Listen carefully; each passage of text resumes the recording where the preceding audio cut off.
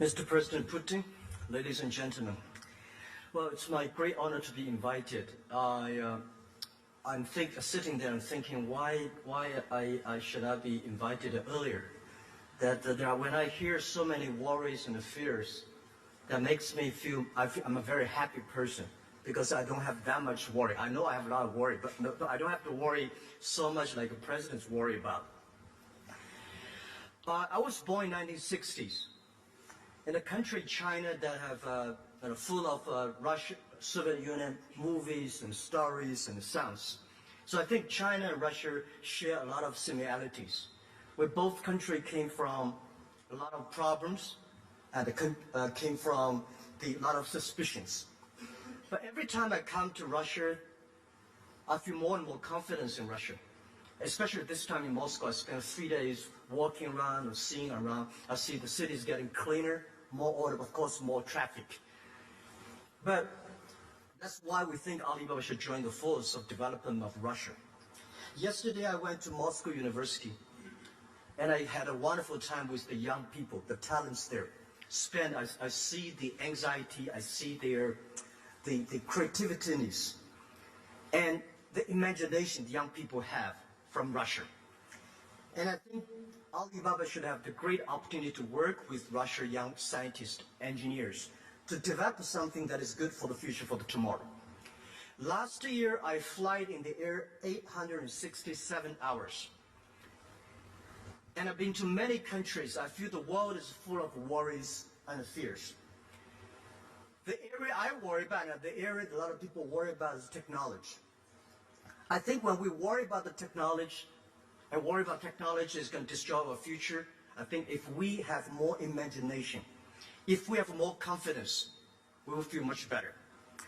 In 1995, when I started my internet business in China, I was invited to join a group of experts, IT expert discussion in Beijing. About 20 people. We sit in a room discussing how terrible internet will be, what the things we should worry about, any policy we should make. So we had a whole night discussing the worries about internet. Today, 20 years passed. Those things we worried never come up. Those things we never worried all came up. And I'm very thankful for those worries, because that worries, that give Alibaba opportunity. We did not have a lot of smart competitors join us. We grow so fast in the past 18 years. Today we create more than 33 million jobs for China. And our sales last year over 550 billion US dollars. That because when other people worry, we try to figure out the way how to solve the worries. Today many things have changed, but people still worry about the internet. They even worry more. And it reminds me the early days people worry about the cars. When automobile was designed, people worry more about the car accidents rather than the great things that a car would bring to the human lives. And I noticed that people worry about data. People worry about privacy. People worry about security. And I think the most things we should worry about is the worry itself. A lot of countries, because of worry, they lose a lot of things. European today, we don't see a lot of big internet companies. One of the reasons they worry too much, I think. And the worry will stop us from being more creative, being more confident, and stop young people from getting more opportunities. We don't have solutions for future, but there is solution for future. We don't have solutions for tomorrow, but our young people will have solutions for tomorrow. Yesterday, when I see the young people in Moscow University, I know they're trying their best. I think they will have solutions for future. So trust the young people, trust our future. And young people never worry about the future. All the universities I talk to, speak to, young people never worry about future. They worry about us. They worry about the stupid decisions we make for them. Because most of the stupid policy decisions we made are all out of great intention, with kindness. So this is something the young people worry about. I've been working in Alibaba We got 60,000 great, excellent young people from all over the world. In order to lead them, to lead those smart people, they need a stupid leader like me. Stay foolish, stay optimistic, and always try to find the solutions for tomorrow. This is how I work with smart people. Today, the world has 1.8 billion people using internet. They speak, they check information, they communicate, they go anything. Most of the things they've been doing through the internet. But they're not happy, because today young people do not want to be informed. They want to get involved. My grandfather get all the information through a newspaper. My father get information through a radio. I got my information from TV. And we all told to do this. But internet, giving young people opportunity to get involved. And they want to be the master of themselves. And very, very soon, we are going to have 4 to 5 billion people on the internet. All the problems we have today, we're getting bigger problems if we do not see this with great optimism. The other thing I want to say is, if there's something we should really worry about, is we should worry about education system. Whether you like it or don't like it, the technology revolution is coming. Nobody can stop it. But the way we teach our kids, the curriculums we teach our kids, the subjects we teach our kids, will stop our kids from getting jobs. Because one thing for sure, computer is going to be much smarter than human beings. If we keep on teaching our kids the way we're creative, we should teach our kids to be more innovative. We should teach our kids to be more constructive.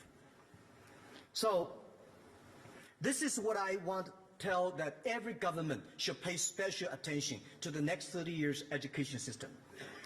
Data we worry about the data technology. But data technology is something that might be the solution to solve the world sustainability, solve the world problem of inclusiveness. We are entering into a new world, but very, very few people really understand how powerful it is, how revolutionary it is. So if you do not think positively, you will not have a positive result. If you think negative, you will surely have a negative result. And today we're worried, we feel pain about internet. But I would tell you, we are not even entering the growing pain of internet technology. Every technology takes about 50 years. The first 20 years is about internet technology company. Next 30 years is about application of this technology. So next 30 years will be the years that technology, those companies can use in the technology going good. Car is not invented in America, but America make use of it. Electricity was not invented in America, but Americans use it. So people talk about the digital time and IT time. I want to say the world is shifting from IT to DT. DT is not the digital time, it's data time. Digital time is the upgraded version of IT. DT is totally different from IT. And I don't have time to explain it. Someday we can have a better time to discuss about that. Data time is new theory. And data technology is the solution to solve a lot of problems we have today. For example, people worry about privacy. People worry about security. We using data to using internet technology, internet financing. We have given loans to over 5 million small business. Every small business get loan from us, less than $5,000. And the procedure is 310. They will apply within 3 minutes. Within 1 second, the money will be in your account. 0 people touch. So 310, that will solve a lot of problems for inclusive financing. This is called the data that can bring it. IT technology make ourselves strong. DT technology is to empower the others. IT technology, we compete knowledge. DT technology, we compete smart wisdom. IT technology, we compete with muscle. And DT technology, we compete with brain. And IT make us know the world better. DT will know the human being better. So people always say, what's the difference between smart and wise? Smart people know what they want. Wise people know what they don't want. This is what we believe. DT is the human behavior. By learning the behaviors, we will understand ourselves better. When we understand ourselves better, we will know what we don't want. I believe the world causes a lot of problems, a lot of worries, because we want too much. A lot of things we want, we get, actually, we don't want them. In the IT time, 20% of the countries succeed. 80% of the time 80% of the countries don't have chance. IT is 20-80, but the DT is 80-20. We have to care for those 80% of the countries, developing countries, young people, small business. We should making sure the technology that is inclusive. So about globalization, I think globalization has nothing wrong. But globalization today is not perfect. It's only a baby. 1,000 years ago, the global trade is determined by few kings and queens. Last 30, 40 years, the globalization is determined, is benefit only 60,000 big companies. What if we can support 60 million small, medium-sized companies? They can grow cross trade. What if we can help young people? They can global buy, global sell, global pay, global deliver, and global travel. So we think in the last century, massive, large scale is the standardization is the key. This century, personal made, small, medium-sized companies, we may have a lot of things that is different. And I always say that the DT time, the world will be different. We can make the world more fair. We will make the technology to empower more young people, more small business. Our business grow because we support using technology, support young people only. We support SME only. And globalization can never be stopped because the world is movable. And the other thing is that we can never and we should never stop trade. When trade stops, war starts. Trade is something to build the trust. When we do trade, we respect the other culture. When we do the trade, that means we appreciate the other culture. So we should encouraging more trade. We should encourage more young people, small business can do across the board. So I think the very important thing is the world should not only need a G20, we need a G200. The world should not only have a B20, we should have a B200. And the world and trade, of course, the trade formality, the way we do trade is going to be totally different. We are not going to do trade to go to the trade shows, trade affairs. Most of the business will be done on the internet. And in the future, the trade will not be done through containers. The trade will be done through packages. In the future, business is not a B2C. In the future, the business is C2B. So this is what we believe. And we think in the future, there will be no made in China, no made in America, no made in Russia. It's going to be made in internet. You might design here, transport there, manufacture in this country. So the thing is that we should not worry about the trade will be stopped. We should worry about what kind of policies that we should encouraging the global trade. What kind of policies that we can encouraging young people, small business can be able to do that. So finally, I want to say is that DT technology will kill a lot of jobs. But most of these jobs are stupid jobs. Are those jobs are not supposed done by computers, are not supposed done by human beings. Past 100 years, we make people like a machine. Now we are making a machine like a people. And we are doing the other side. But the real way, the right way to do it is the next, I think 10, 20 years, we'll make machine like a machine and people like a people. Machine will never be able to conquer human beings. Machine is smart, machine is stronger, machine is faster, but machine does not have a soul, does not have a value, does not have a belief that people have. So we should not make machine think like human beings. We should make machine learn like human beings. So this is what I want to finally say. Technology is scary. The first technology revolution caused World War I.